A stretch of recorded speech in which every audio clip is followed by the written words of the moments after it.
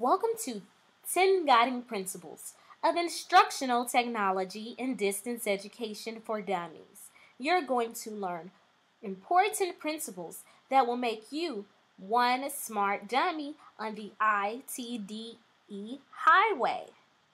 I hope so. You see, I am all banged up and I have no clue. Principle 1.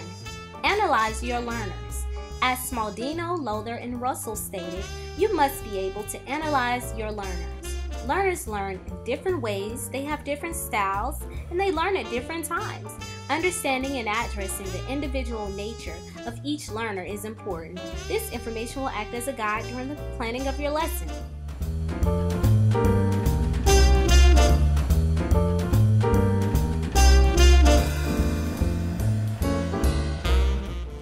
Principle 2. Must have clear standards.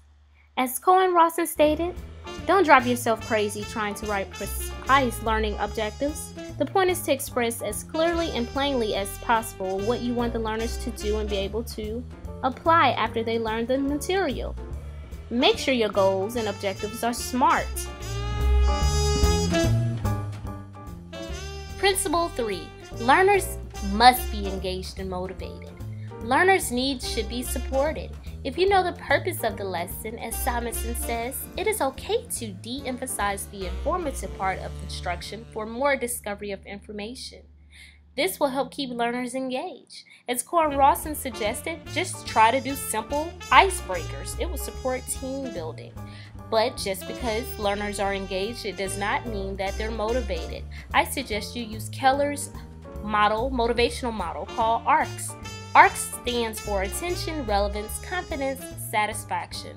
And according to Keller, the ARCS model of motivational design consists of a set of categories of motivational concepts and strategies that are derived from a synthesis of the research on human motivation combined with a review of successful motivational practices. Principle 4. Should incorporate Web 2.0 tools into the lesson.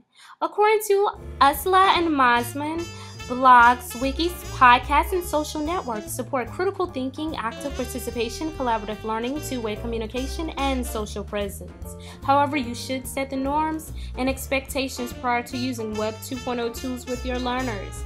And also, Murata suggested that Web 2.0 tools could be used in all levels of Bloom taxonomy. Remembering, understanding, analyzing, evaluating, and creating can be addressed through using these tools. These tools could be used for formative evaluation of your learners. Principle 5. Select appropriate strategies, technology, media, and materials. As Clark stated, it is only the content of the media that can influence achievement. Use materials and media that are accessible to all students. Principle 6. Must evaluate and revise. As Smaldino, Ruther, and Russell stated, it is not possible to know if the instructional plan is effective or how to revise strategies if you don't access learner achievement as well as evaluate the instructor. Principle 7. Stay informed of new technologies. As Cohen Rawson stated, you should always stay abreast on updated research and applications. Just because it worked the first time doesn't mean it will work the second time. Technology changes.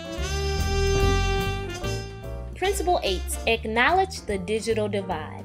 As Simonson stated, it is important to note that not all learners have easy access to resources. Don't place an undue burden on the learners.